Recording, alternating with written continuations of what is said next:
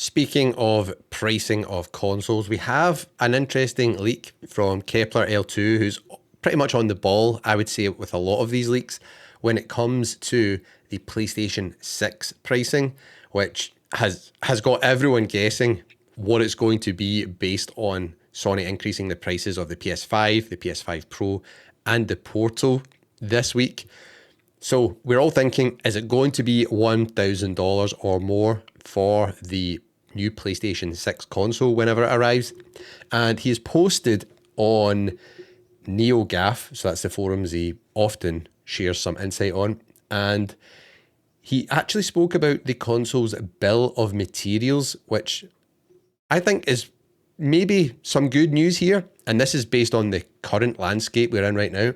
And he mentioned that my current build of materials, that's how much it would cost for Sony to actually build the PlayStation 6 console. Not how much they would sell it for, how much it would cost them to build it. Then obviously they can put profit on top of that, or they could subsidize it and eat up some of that cost and sell it cheaper. But he says my current build of materials estimate for PS6 is $760. Interesting. What do we think about that? He then says, so I would say $699 is still possible with a reasonable subsidy. And here's the big part though, why I keep saying we need competition in the gaming console space. We need Xbox. We need a strong Xbox console if they would stop messing about and get their act together. He goes on to say, the question is if Sony will even bother, that's bother with the subsidy, now that Xbox is not direct competition anymore.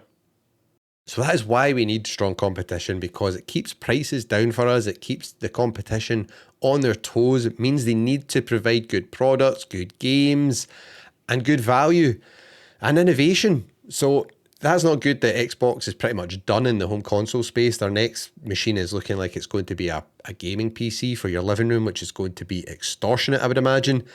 And that's not all Kepler L2 went on to say, though. He actually went on to discuss some of the difficulties behind Sony's decision making for when the PlayStation 6 would potentially launch. He said AMD could theoretically take the 3nm wafer capacity and use it in other products if Sony decided to delay the console, but I'm not sure the demand is high enough since most of their flagship data center stuff is actually on 2nm. So there would probably be some penalty that Sony would have to pay, and wafer prices for a 2028, 2029 launch would be even higher. The only reason for a delay would be hoping for a RAM NAND price collapse. So RAM, that's your memory, random access memory, and NAND is storage space like your NVMe drives. He's saying the only reason for a delay would be hoping that those prices would plummet and come down. But as I said before, no one knows if, when, by how much prices will come down. That's how he actually says it here. But as I said before, no one knows if/when/by how much prices will come down. So a delay is a bit of a gamble, and the safe strategy is actually to launch in 2027 as planned. So we're really looking more and more at the opinion from a lot of leakers that 2027, so next year, we are getting a new console from Sony. Not just one, possibly two, a handheld as well as the home console. I think that's kind of wild based on what's going on in the gaming industry and the costs involved. Is there a huge appetite for a PlayStation 6 out there? I'm not seeing it. The PlayStation 5's got plenty of juice for me, especially the Pro. It really does. Some of the games look spectacular on it. And the new PSSR 2.0 update is actually a bit of a game changer. It does literally make a night and day difference by toggling a switch on. I was playing Clair Obscure Expedition 33 the other night, and I don't even think it has like a PSSR 2 patch for it or anything like that. But you can just toggle it on, and it instantly made a difference to all the characters here. It instantly looked way sharper and not, as kind of muddy or bloody. I was like, whoa, I actually do notice that, without having to, pixel peep and zoom in 1,000 times on the image. It was really noticeable. So the fact that a PS6 might be coming down the line next year. And what's it going to cost? If this build of materials is accurate, and say Sony did launch it with a subsidy at $699, I actually think that would be quite good given what's happening right now. So the standard PlayStation console would launch at the same price that the PS5 Pro launched at. And I think they'll go the same route as the PlayStation 5 Pro. By that I mean they'll just sell it without a disc drive. And if you want a disc drive, there'll be a separate attachment you can buy and plug onto it. Who knows, maybe they'll even let us use the current drive, which is available for the PS5 and the PS5 Pro.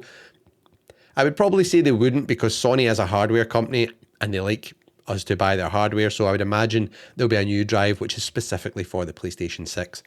I would love if they would just make like a super drive which played like games from every generation. Imagine you had a disc drive that you could put PS1, PS2, PS3, PS4, PS5 and PS6 games into.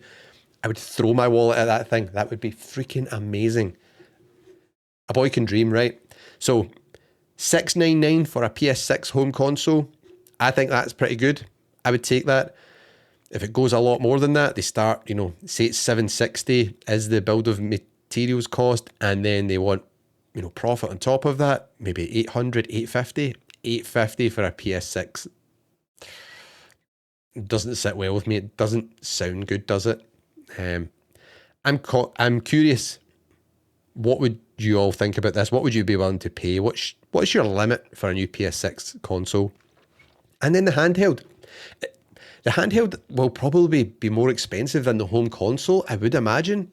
Unless, because it is less powerful, maybe they managed to do something where it isn't as expensive. That would be really nice. I mean, if we got a PlayStation 6 handheld so that's $699, say it came in at $499, I would buy that right away.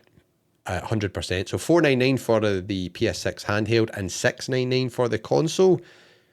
Yeah, I'd be buying both of them. Sign me up for that. But when they start going over and above that, I start to wince. I start to think, that's a lot of cash.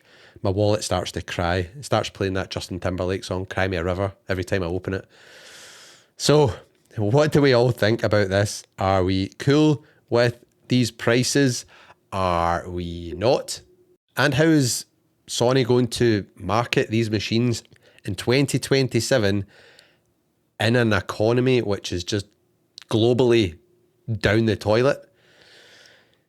I do not know. I really hope there's some really amazing innovations that make the generational difference between the PS5 and the PS6 really noticeable. Maybe like a new controller which has really cool, feedback or features on it. I don't know. And some other gimmick which you're like, I can only play those kind of games on the PlayStation 6. Will it be that, or will it just be like a sort of mild generational leap? As we've seen, the PS4 to PS5 was not a massive jump. It's not like when we went from PS1 to PS2, you were like, wow, what a massive difference. Who knows? It's going to be interesting, people. Strap yourself in, get saving up your pennies if you want this. And I'll keep you posted here on the channel. There will be lots more discussion, news, leaks, announcements about new PlayStation hardware in the near future. I am very sure of it. And even for the PS6 console, what is the visual outputs going to be to differentiate from the PS5 Pro, for example? Like, I don't think they can sell the whole 8K thing anymore. They used to have that in the box. I don't know why they did that. They had that in the box for the PS5. And did the PS5 Pro have it? I can't even remember. But 8K tellies have not really kicked off the way I think people expected. So 8K TVs are nowhere near as popular as 4K TVs. Getting all games running at native 4K without, upscaling, that could be a thing, but that could be expensive. Sony are going to rely on AI upscaling and machine learning and all these things they're working on with AMD and Project Amethyst and what PSSR and PSSR2 is showing right now. So then does it become 4K with high frame rates? 4K 120, is that the play here? What would you like to see from a PS6? Let me know in the comments.